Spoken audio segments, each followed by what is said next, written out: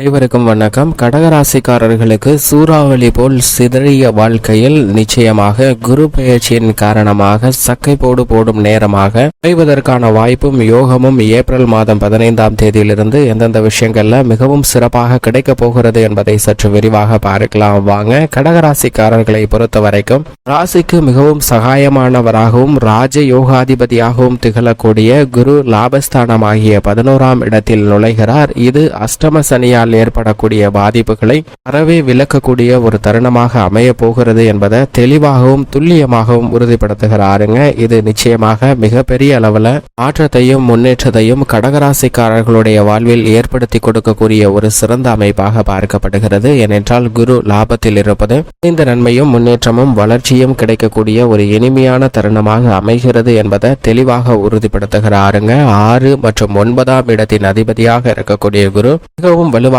லாபஸ்தானத்தில் அமர்ந்தது மட்டுமல்லாது அவருடைய சுப பார்வையை 3, 5, 7 ஆகிய இடங்கள்ல செலுத்துகிறாருங்க. வெற்றிக்கே உரித்தான 3ஆம் இடத்தில் குருவின் சுப பார்வை அதீதமாக கிடைப்பதால் எந்த காரியத்தை கையில் எடுத்தாலும் காரிய வெற்றி நிறைந்து கிடைக்க போகிறது. அது மட்டுமல்லாது பூர்வ புண்ணியஸ்தானம் வலுப்பெறுவதால் குடும்ப ரீதியான பிரச்சனைகள் மிக எளிதாக தீரக்கூடிய ஒரு தருணமாகவும் சப்தமஸ்தானத்தை வலுப்படுத்துகிறாருங்க.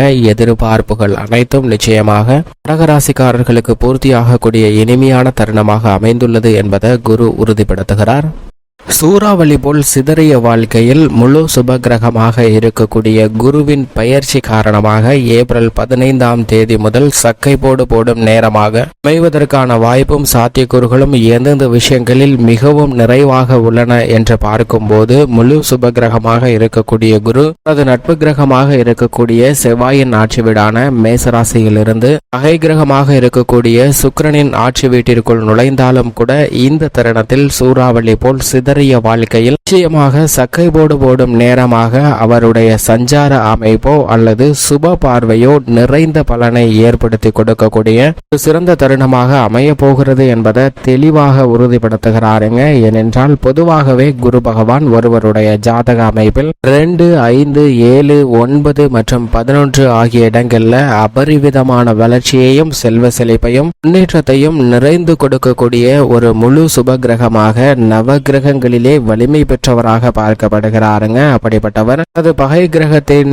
ஆட்சி வீடான ரிஷபராசிக்குள் நுழைந்தாலும் நல்ல பலன் உண்டு. ஏனென்றால் சுக்கிரன் அவரை நட்பு கிரகமாக அதாவது சகம கிரகமாக பார்க்கிறாருங்க. எனவேதான் இந்த தருணம் என்பது நிச்சயமாக மிகப்பெரிய மாற்றத்திற்கு வித்திடக்கூடிய ஒரு தருணமாக அமைகிறது என்பதை தெளிவாகவும் முக்கியமாகவும் உறுதிப்படுத்துகிறார். உதாரணமாக 2 குழந்தைகள் ஒரே மாதிரியான குணங்களை கொண்ட குழந்தைகள் ஒரு பள்ளியில் படித்து வருகின்றன. தங்களுடைய பள்ளி படிப்பை முடித்ததற்கு பிறகு உயர்கல்வியில் இருவரும் தாங்கள் விரும்பிய பாடப்பிரிவினை ஒன்றாக சேர்ந்து படிக்கின்றனர். இருவருடைய அறிவாற்றலும் சற்று சமபலம் பெற்றதாக தான் பார்க்கப்படுகிறது. ஆனால் இவர்களுடைய செயல்பாடுகள்ல சின்ன மாற்றம் இருக்கலாம். ஏனென்றால் ஒருவர் மிக வேகமாகவும் துடிப்பாகவும் பேசக்கூடிய ஆற்றல் பெற்றவர், மற்றொருவர் நிதானமாக பொறுமையாக செய்யக்கூடியவர். ஆனால் இருவருடைய திறமையும் சமமாக உள்ள ஒன்றாக தான் பார்க்கப்படுகிறது. இப்படிப்பட்ட 2 நபர்களும் தங்களுடைய கல்லூரி படிப்பையும் முடித்து உயர்கல்வியையும் முடித்து வேலை வாய்ப்பிற்காக செல்கின்றனர். வேலை வாய்ப்பிற்காக செல்லும் போது இருவரும் ஒரே நிறுவனத்தில் விண்ணப்பிக்கின்றனர். அந்த விண்ணப்ப பூர்த்தி செய்யப்பட்டு தேர்வு நாளானது ஒரே நாளில் வருகிறது. இருவருடைய மதிப்பெண்ணும் ஏறத்தாழ கிட்டத்தட்ட ஒரே மதிப்பெண்ணாக அமைகிறது. சமபலம் பொருந்தியதால் இருவரும் நேர்முக தேர்வுக்கு அழைக்கப்படுகின்றனர். மிகவும் வேகமாக பேசக்கூடிய ஆற்றல் பொருந்திய அந்த நபர் என்னுடைய எடுத்துக்காட்டுதல் பிரசன்டேஷன் ஸ்கில்ல மிகவும் வலுவாக வெளிப்படுத்துகிறாருங்க. அப்போது அவருக்கு அந்த வேலை வாய்ப்பு வழங்கப்படுகிறது. மற்றொரு நபருக்கு இந்த வேலை வாய்ப்பானது நிராகரிக்கப்படுகிறதுங்க. இதனால் மனமுடைந்து போகக்கூடிய அந்த நபருடைய வாழ்வில் சூறாவளி போல் பொருளாதார ரீதியான சிக்கல்கள் பலவற்றை சந்திக்கிறார். எனவே மனம் உடைந்து துவண்டு போகக்கூடிய அந்த நபர் வேறு நிறுவனங்களிலும் வேறு துறை சார்ந்த பணிகளிலும் விண்ணப்பம் செய்கிறார். அங்கும் அவருடைய விண்ணப்பமானது நிராகரிக்கப்பட்டு தோல்வியை சந்திக்கிறாருங்க. இப்படி தொடர் தோல்வியை சந்தித்து வந்த அந்த நபர் மனம் உடைந்து துவண்டு போகவில்லை. என்றால் தன்னுடைய திறமை என்றாவது ஒரு நாளைக்கு நமக்கு மிகப்பெரிய அளவுல வாய்ப்பை தேடித்தரும் என்று உணர்ந்த அந்த நபர் தன்னுடைய கல்வி அறிவை மேலும் மேலும் வளர்த்து கொள்கிறார். தன்னிடம் இல்லாத திறமைகளையும் வளர்த்து கொள்ளக்கூடிய முயற்சியில் ஈடுபடுகிறாருங்க. இப்போது அரசு வேலைக்கான போட்டித் தேர்வானது அறிவிக்கப்படுகிறது. இந்த தேர்வில் இந்த நிறுவனத்தில் வேலையில் உள்ள சம்பாதித்துக் கொண்டிருக்கக்கூடிய நபரும் விண்ணப்பிக்கிறார். வேலையே இல்லாமல் அந்த நிறுவனத்தால் நிராகரிக்கப்பட்ட நபரும் விண்ணப்பிக்கிறாருங்க. இருவரும் எதிர்கொள்ளக்கூடிய எழுத்து தேர்வை பூர்த்தி செய்கின்றனர். எழுத்து தேர்வின் முடிவானதும் அறிவிக்கப்படுகிறது. முடிவில் அதிக மதிப்பெண்ணுடன் அந்த வேலைக்கு நிராகரிக்கப்பட்ட நபர் வெற்றி பெறுகிறாருங்க. இதை பார்த்து நிறுவனத்தில் வேலை கிடைத்தது என்ற மகிழ்ச்சியில் இணைந்த அந்த நண்பர் கூட சற்று வருத்தம் கொள்கிறார். ஏனென்றால் அவருக்கு அந்த வேலை அந்த சமயத்தில் கிடைத்ததால் அவரால் இந்த போட்டித் தேர்வில் முழுமையாக கவனம் செலுத்த முடியாமல் போயிற்று. ஏனென்றால் பல பணி சுமைகள் வரை முழுமையாக இந்த போட்டித் தேர்வுக்கு தயார் செய்வதற்குரிய ஒரு சூழ்நிலையை ஏற்படுத்தி கொடுக்கவில்லை என்பதுதான் யதார்த்தமான உண்மை. ஆனால் இதன் காரணமாக அவருடைய திறமை அங்கு வெளிக்கொணர முடியாமல் போயிற்று. ஆனால் இந்த நிறுவனத்தில் வேலை வாய்ப்பு நிராகரிக்கப்பட்ட அந்த நபர் தன்னுடைய முழு திறமையும் வெளிப்படுத்தியதால் அந்த அரசு வேலைக்கு நிரந்தர அரசு வேலையில் இணையக்கூடிய தகுதியை பெற்று அந்த வேலை வாய்ப்பையும் பெற்று நிரந்தர வருமானத்தை பெறுகிறாருங்க. ஆனால் தனியார் துறையில் ஒரு பெரிய நிறுவனத்தில் வேலைக்கு சேர்ந்த அந்த நபருக்கோ எப்போது வேண்டுமானாலும் சிக்கல்கள் வரலாம். தற்போதைக்கு மகிழ்ச்சியாக இருந்தாலும் கூட கொரோனா காலகட்டம் போன்று ஏதாவது சிக்கல்கள் வரும்போது சம்பளம் இல்லாமலோ அல்லது பாதியாகவோ குறைவதற்கான வாய்ப்பு உருவாகிவிடும். ஆனால் நிரந்தர அரசு வேலை வாய்ப்பை பெற்ற அந்த நபருக்கு அது போன்ற சிரமம் எதுவுமே இல்லைங்க.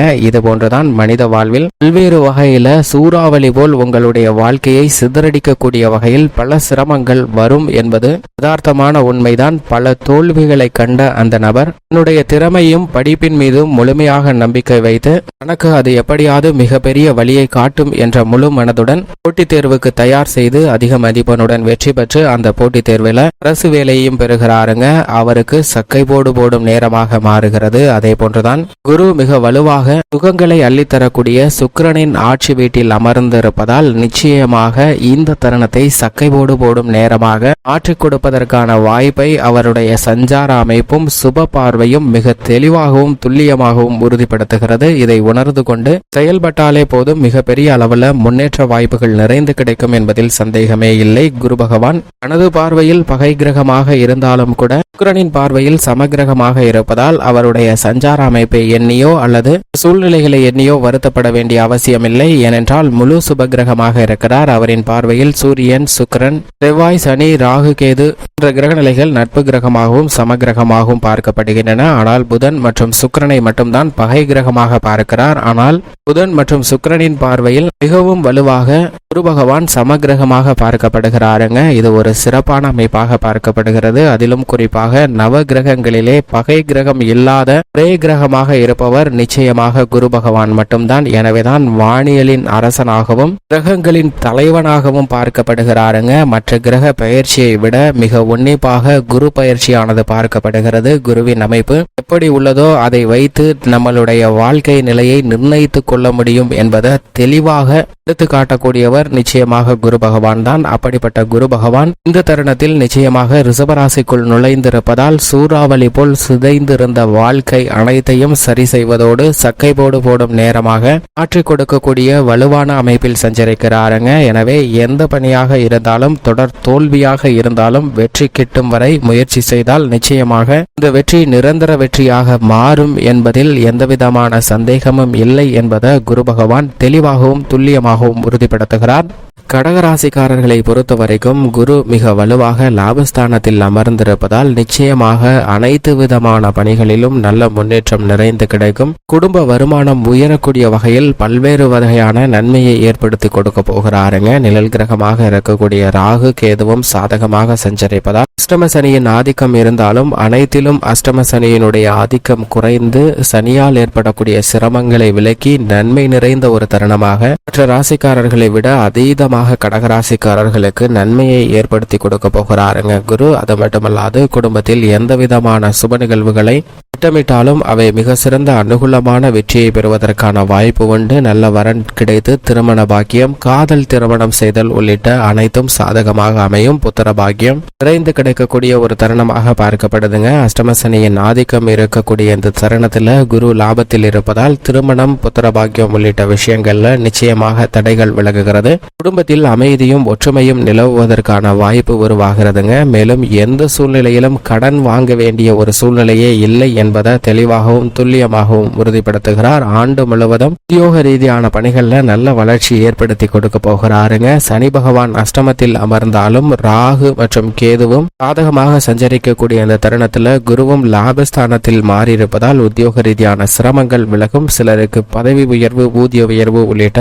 நல்ல செய்திகள் தித்திப்பாக கிடைக்கக்கூடிய ஒரு தருணமாக பார்க்கப்படுகிறது. எதிர்காலத்தை பற்றிய அச்சம் இனி இல்லை என்பதை குரு தெளிவாக உறுதிப்படுத்துகிறாருங்க. அது மட்டுமல்லாது நீங்கள் எதிர்பார்க்கக்கூடிய நல்ல பல சுப வாய்ப்புகளும் உத்தியோக ரீதியாக கிடைக்க போகிறது. தொழில் துறையில புதிய தொழில் துவங்குதல், கிளையை விரிவுபடுத்துதல் என அனைத்தும் அனுகூலமாக நடைபெறக்கூடிய அதிர்ஷ்டமும் யோகமும் நிறைந்த ஒரு தருணமாக மாறுகிறது என்பதை தெளிவாகவும் துல்லியமாகவும் குரு உறுதிப்படுத்துகிறாருங்க. தொழிலில் அபிவிருத்தி காணக்கூடிய சிறந்த தருணமாக நிச்சயமாக அமைகிறது. அஷ்டம சனியின் ஆதிக்கம் இருந்தாலும் கூட தொழில்துறையில் மிகப்பெரிய அளவில் பாதிப்பை ஏற்படுத்த மாட்டாருங்க. நீதி தவறாத நியாயஸ்தராக செயல்படக்கூடியவர் சனி பகவான். எனவே அவர் மற்ற 3 கிரக நிலைகள் மிக வலுவாக சஞ்சரிக்கும் போது எப்பேற்பட்ட சிரமத்தையும் ஏற்படுத்த மாட்டார். எனவே தொழில்துறையில நல்ல வளர்ச்சியும் முன்னேற்றமும் நிறைந்து கிடைக்க போகிறது. திட்டமிட்டதை விட அசூர வளர்ச்சி பெறக்கூடிய இனிமையான தருணமாக நிச்சயமாக கடகராசிக்காரர்களுக்கு அமைகிறதுங்க.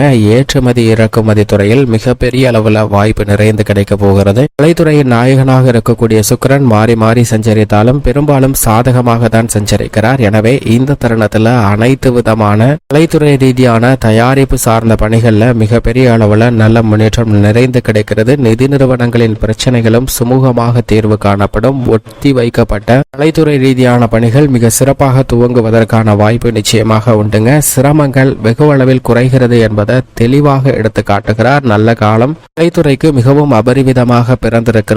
சக்கைபோடு போடும் நேரமாக அமைந்திருக்கிறது என்பதை தெளிவாக குரு உறுதிப்படுத்துகிறாருங்க. அரசியல் சார்ந்த பணிகளில் சூறாவளி போல் புதைந்திருந்த வாழ்க்கையில் நிச்சயமாக அரசியல் சார்ந்த பணிகள்ல வெற்றி வாய்ப்பும் மிக பிரம்மாண்டமான வளர்ச்சியும் நிறைந்து கிடைக்கக்கூடிய ஒரு தருணமாக அமைகிறது என்பதை தெளிவாக உறுதிப்படுத்துகிறாருங்க. அவ்வப்போது கட்சியில் ஏற்பட்ட பிரச்சனைகள் கூட மிகவும் சாதகமாக மாறி நல்ல முன்னேற்றத்தை ஏற்படுத்தி கொடுக்கக்கூடிய வகையில் அமைகிறது. மக்கள் மத்தியிலும் செல்வாக்கு அதிகரிக்கும். மாணவ மாணவியரை பொறுத்தவரைக்கும் கல்வியில் நல்ல மதிப்பெண்ணுடன் தேர்ச்சி பெறக்கூடிய யோகம் உண்டு.